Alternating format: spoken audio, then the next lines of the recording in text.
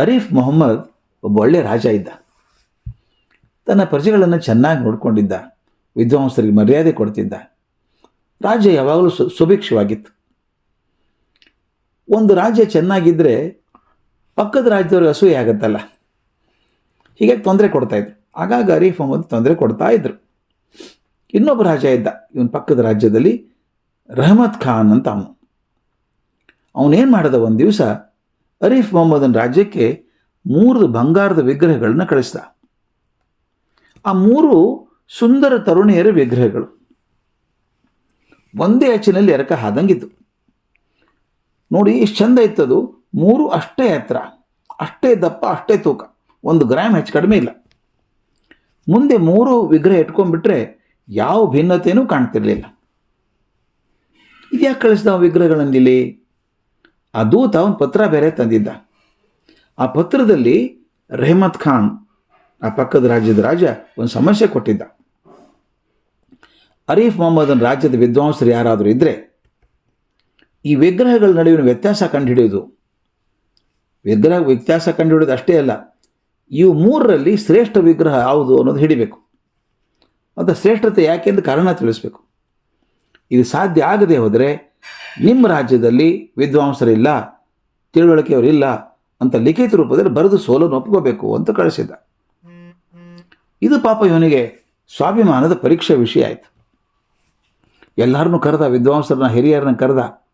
ನೋಡ್ರಪ್ಪ, ಈ 3 ವಿಗ್ರಹ ಬಂದಿದ್ದಾವೆ, ಒಂದೇ ಥರ ಕಾಣ್ತಾವಪ್ಪ, ನೋಡಿದಾಗ ಏನು ವ್ಯತ್ಯಾಸ ಕಾಣಿಸೋದೇ ಇಲ್ಲ. ಈಗ ನಾವು ವ್ಯತ್ಯಾಸ ಕಂಡು ಹಿಡಿಯೋದು ಅಷ್ಟೇ ಅಲ್ಲ, ವ್ಯತ್ಯಾಸ ಏನು ಅಂತ ಹೇಳಬೇಕು, ಅದರೊಳಗೆ ಶ್ರೇಷ್ಠ ವಿಗ್ರಹ ಯಾವುದು ಅಂತ ಹೇಳಬೇಕು. ಏನು ಮಾಡೋದು? ಎಲ್ಲರೂ ಬಂದರು, ನೋಡಿದರು, ಏನೂ ಗೊತ್ತಾಗ್ತಾ ಇಲ್ಲ ಸ್ವಾಮಿ ಅಂದರು. ಇನ್ನೇನು ಸೋಲು ಖಚಿತ ಅಂದಾಗ ಅರೀಫ್ ಮೊಹಮ್ಮದನಿಗೆ ಒಬ್ಬ ಸೂಫಿ ಸಂತ ಮನ್ಸೂರ್ ನೆನಪಾಯ್ತು. ಸಂತ ಓಡಾಡ್ತಿರ್ತಾನೆ ಊರ ಪಕ್ಕದಲ್ಲಿ, ಅವನು ಕೇಳೋಣ ಅಂತ ಕರೆಸಿದ. ಮನ್ಸೂರು, ನನ್ನ ಹತ್ರ ಯಾರೂ ಬರಬೇಡಿ, ಈ 3 ವಿಗ್ರಹ ಬಿಟ್ಟು ಹೋಗಿ ನನ್ನ ಹತ್ರ ಅಂತ ಹೇಳ್ದ. ನೋಡ್ತಾ ಇದ್ದ, ಪರೀಕ್ಷೆ ಮಾಡಿದ, ಅಂಗುಲ ಪರೀಕ್ಷೆ ಮಾಡಿದ. 3 ಒಂದೇ ಥರ, ಏನೇನೂ ವ್ಯತ್ಯಾಸ ಇಲ್ಲ. ಇನ್ನೂ ದೀರ್ಘವಾಗಿ ಗಮನಿಸಿದ, ಏಕಾಗ್ರವಾಗಿ ನೋಡಿದ. 3 ವಿಗ್ರಹಗಳ ಎಡಕಿವಿಯಲ್ಲಿ ಒಂದು ಸಣ್ಣ ತೂತಿದೆ, ತೀರಾ ಸಣ್ಣದು, ಸೂಜಿಯಷ್ಟು ಸಣ್ಣ ತೂತಿದೆ. ಮನ್ಸೂರ್ ಏನು ಮಾಡಿದ, ರಾಜನಿಗೆ ಹೇಳಿ ಒಂದು ತೆಳ್ಳಗಾದಂಥದ್ದು, ಆ ಉದ್ದವಾದಂಥ ಬೆಳ್ಳಿ ತಂತಿ ತರಿಸ್ದ. ನೋಡಿ ಹೇಗಿದೆ, ತೆಳುವಾದಂಥದ್ದು, ಉದ್ದವಾದಂಥ ಬೆಳ್ಳಿ ತಂತಿ ತರಿಸ್ದ. ನಿಧಾನವಾಗಿ ಆ ಎಡಕಿವಿ ಹಿಂದೆ ತೂತಿತ್ತಲ್ಲ, ತೂತಲ್ಲಿ ಸೇರಿಸ್ದ. ತಳ್ತಾ ತಳ್ತಾ ತಳ್ತಾ ಹೋದ. ಒಳಗೆ ಪೊಳ್ಳಿದೆ ವಿಗ್ರಹ, ಗೊತ್ತಿರಲಿಲ್ಲ ಯಾರಿಗೂ. ಓಹೋ, ಒಂದು ವಿಗ್ರಹ ತಗೊಂಡ, ತಂತಿ ಸೇರಿಸಿದ್ನಲ್ಲ ಕಿವಿಯಿಂದ, ಎಲ್ಲಿ ಬಂತು ಗೊತ್ತಾ? ವಿಗ್ರಹದ ಬಾಯಿಂದ ಹೊರಗೆ ಬಂತು. ಬಾಯಿಗೆ ಮೇಣ ಹಾಕಿದ್ದಾರೆ, ಅದು ತೂತು ಕಾಣಿಸ್ತಿರಲಿಲ್ಲ. ಈ ಬೆಳ್ಳಿ ತಂತಿ ಮೇಣ ತೂಚ್ಕೊಂಡು ಹೊರಗೆ ಬಂತು. ಓಹೋ, ಈ ಮೊದಲನೇ ವಿಗ್ರಹ ಎಡಗೆವಿಯಿಂದ ಹಾಕಿದಂಥ ಬೆಳ್ಳಿ ತಂತಿ ಬಾಯಿಯಿಂದ ಹೊರಗೆ ಬರ್ತದೆ, ಒಂದು ಕಡೆ ಇಟ್ಕೊಂಡ. 2ನೇ ವಿಗ್ರಹ ನೋಡಿದ, ಅಲ್ಲೂ ಎಡಕಿವಿಯಲ್ಲಿ ರಂಧ್ರ ಆಯಿತು, ಅಲ್ಲಿ ಬೆಳ್ಳಿ ತಂತಿ ತೂರಿಸಿದ, ತಳ್ಳಿದ. ಎಲ್ಲಿ ಹೋಗ್ತದೆ, ಬಾಯಿಂದ ಬರ್ತದೆ ಅಂತ ನೋಡ್ತಾ ಇದ್ದ. ಅದು ಆಶ್ಚರ್ಯ, ಬಾಯಿಂದ ಬರಲಿಲ್ಲ, ನಿಧಾನವಾಗಿ ಸರ್ಕೊಂಡು ವಿಗ್ರಹದ ಬಲಕಿವಿಯಿಂದ ಹೊರಗೆ ಬಂತು. ಅಲ್ಲಿಯೂ ತೂತು ಕಾಣಿಸ್ತಿರಲಿಲ್ಲ, ಅಲ್ಲೂ ಮೇಣ ಆಯಿತು. ಓಹೋ, 2ನೇ ವಿಗ್ರಹದಲ್ಲಿ ಎಡಕಿವಿಯಿಂದ ಹಾಕಿದಂಥ ತಂತಿ ಬಲಕಿವಿಯಿಂದ ಹೊರಗೆ ಬರ್ತದೆ ಅಂತ 2ನೇದು ಬೇರೆ ಇಟ್ಕೊಂಡ. 3ನೇ ತಗೊಂಡ, ಮತ್ತೆ ಎಡಕಿವಿಯಿಂದ ತಂತಿ ಸಾರಿಸ್ಕೊಂಡು ಹೋದ. ಅದು ಸರಿತಾ ಎಲ್ಲಿ ಬರ್ತದೆ, ಕಿವಿಯಲ್ಲಿ ಬರ್ತಾ, ಬಾಯಲ್ಲಿ ಬರ್ತಾ ನೋಡ್ತಾ ಇದ್ದ. ಆಶ್ಚರ್ಯ, ಈ ಸಲ 3ನೇ ಬಾರ ವಿಗ್ರಹದ ಹೊಕ್ಕಳಿನಿಂದ ಬಂತು. ಅಲ್ಲೂ ಮೇಣ ಹಾಕಿದ್ರು, ಕಾಣಿಸ್ತಿರಲಿಲ್ಲ. ಓಹೋ, ಈ 3ನೇ ವಿಗ್ರಹದಲ್ಲಿ ಕಿವಿಯಿಂದ ಹಾಕಿದಾಗ ಹೊಕ್ಕಳ ಮೂಲಕ ಬರ್ತದೆ ಅಂತ 3 ಇಟ್ಟ, ಚೀಟಿ ಅಂಟಿಸ್ಕೊಂಡ. ಕಿವಿಯಿಂದ ಕಿವಿಗೆ, ಕಿವಿಯಿಂದ ಬಾಯಿಗೆ, ಕಿವಿಯಿಂದ ಹೊಕ್ಕಳಿಗೆ ಅಂತ ಇಟ್ಕೊಂಡ. ವ್ಯತ್ಯಾಸ ಗೊತ್ತಾಯ್ತು. ಈಗ ರಾಜನಿಗೆ ಹೇಳಿದ. ರಾಜ ಕೇಳಿದ, ಹೌದಪ್ಪ, ವ್ಯತ್ಯಾಸ ಏನು ಹೇಳಿದಿ, ಭಾಳ ಸಂತೋಷ, ಶ್ರೇಷ್ಠವಾದ ವಿಗ್ರಹ ಯಾವುದು?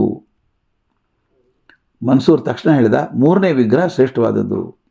ಅದು ಹೇಗೆ ಅಂತ ರಾಜ ಕೇಳಿದ. ಮನ್ಸೂರ್ ಹೇಳಿದ, ಮೊದಲನೇ ವಿಗ್ರಹ ಸಾಮಾನ್ಯ ಜನ ಇದ್ದ ಹಾಗೆ, ತಮ್ಮ ಕಿವಿಗೆ ಬಿದ್ದ ವಿಷಯವನ್ನು ಮತ್ತೊಬ್ಬರು ಹೇಳಿದ್ರು ಸಮಾಧಾನ ಇಲ್ಲ, ಅವ್ರ ಬಾಯಿ ಚಪ್ಪಲ, ಕೇಳಿದ್ದನ್ನೇ ಹೇಳಬೇಕು ಅಂತ ನಿರ್ಬಂಧ ಇಲ್ಲ, ಏನಾದರೂ ಹೇಳಿಬಿಡ್ಬೇಕು. ಈ ಕಿವಿಯಿಂದ ಕೇಳಿದ್ದನ್ನು ಈ ಕಿವಿಯಿಂದ ಬಿಟ್ಬಿಡ್ತಾರೋ. ಎರಡನೇ ವಿಗ್ರಹ ಇದೆಯಲ್ಲ, ನಿರಾಸಕ್ತರಾದಂಥ ಜನರಿದ್ದ ಹಾಗೆ. ಯಾವುದೂ ಆಸಕ್ತಿ ಇಲ್ಲ ಅವ್ರಿಗೆ, ಏನೂ ಆಸಕ್ತಿ ಇಲ್ಲ. ಅವ್ರೇನು ಮಾಡ್ತಾರೆ, ಎಡ ಕಿವಿಯಿಂದ ಕೇಳಿದ್ದನ್ನು ಬಲಗಿವಿಯಿಂದ ಬಿಟ್ಬಿಡ್ತಾರೆ. ವಿಷಯದ ಬಗ್ಗೆ ಚಿಂತೆ ಮಾಡಲ್ಲ. ಮೊದಲನೇದವರು ಕೇಳ್ತಾರೆ, ತಮ್ಮ ತೋಚಿದ್ದನ್ನು ಬಾಯಿ ಹೇಳಿಬಿಡ್ತಾರೆ. ಕೆಲವರು ಇರ್ತಾರೆ ನೋಡಿ, ಸುದ್ದಿ ಹೇಳ್ಬಿಟ್ಟು ಹರೇನ ಗೊತ್ತಿಲ್ಲಪ್ಪ, ಅವ್ರು ಹೇಳಿದರು ಅಂತ ಹೇಳಿದ್ದಾರೆ, ನಮ್ಗೆ ಗೊತ್ತಿಲ್ಲ, ನಿಜ ಏನೋ ಗೊತ್ತಿಲ್ಲ. ಇದು ಸಾಮಾನ್ಯ ಜನ, ಬಾಯಿ ಚಪ್ಪಲ. ಕೇಳಿದ್ದನ್ನು ಬಾಯಿಂದ ಹೇಳಿಬಿಡ್ಬೇಕು ಮೊದಲು, ಸರಿ ಏನೋ ತಪ್ಪು. ಎರಡನೇ ಜನ ನಿರಾಸಕ್ತರು, ಅವರೇ ಮತ್ತೊಬ್ಬರನ್ನ ಹೇಳೋರಲ್ಲ. ಅವರು ಈ ಕಿವಿಯಿಂದ ಕೇಳ್ತಾರೆ, ನಮಗೆ ಯಾಕೆ ಬೇಕಪ್ಪ, ಯಾರ ವಿಷಯ ನಾವೇನು ಮಾಡೋದು, ಯಾರು ಮುಂದೆ ಹೇಳೋರಲ್ಲ ಬಿಡೋರಲ್ಲ. ನೋಡಿ, ಕೇಳಿದ ವಿಷಯ ಚಿಂತನೆ ಮಾಡಲ್ಲ, ಆದರೆ ಯಾರಿಗೂ ಹೇಳಲ್ಲ ಅವರು. ಮೂರನೇ ವಿಗ್ರಹ ಮಾತ್ರ ಶ್ರೇಷ್ಠ ಅಂತ ಅನಿಸುತ್ತೆ. ಅದು ಶ್ರೇಷ್ಠ ಜನರನ್ನು ತೋರಿಸುತ್ತೆ. ಶ್ರೇಷ್ಠ ಜನ ಹೇಗಿರ್ತಾರೆ ಗೊತ್ತಾ, ಅವ್ರು ಕೇಳಿದ ವಿಷಯದ ಬಗ್ಗೆ ತಕ್ಷಣ ಮಾತಾಡೋದಿಲ್ಲ, ವಿಷಯದ ಬಗ್ಗೆ ಅನಾಸಕ್ತಿನೂ ತೋರಿಸಲ್ಲ. ಕೇಳಿದ ವಿಷಯವನ್ನು ಮನನ ಮಾಡ್ಕೋತಾರೆ, ವಿಶ್ಲೇಷಣೆ ಮಾಡಿ ಹೊಟ್ಟೆಯಲ್ಲಿ ಇಟ್ಕೋತಾರೆ, ರಹಸ್ಯವನ್ನು ಕಾಪಾಡ್ತಾರೆ. ಹೊಟ್ಟೆಯಲ್ಲಿ ಇಟ್ಕೊಳ್ಳೋದಂದ್ರೇನು, ಯಾರ ಮುಂದೆ ಬಡಬಡ ಹೇಳಲ್ಲ. ಇಂಥವರು ಯಾವುದೇ ಉನ್ನತ ಚಿಂತನೆಗೆ ಅರ್ಹರಾದವರು. ರಾಜನಿಗೆ ಉತ್ತರ ಇಷ್ಟ ಆಯಿತು. ಬರೆದು ಕಳಿಸಿದ ರೆಹಮತ್ ಖಾನನಿಗೆ. ರೆಹಮತ್ ಖಾನ್ ಹೇಳ್ದ, ಹೌದಪ್ಪ, ಕರೆಕ್ಟಾಗಿದೆ ಹೇಳಿದ್ದು.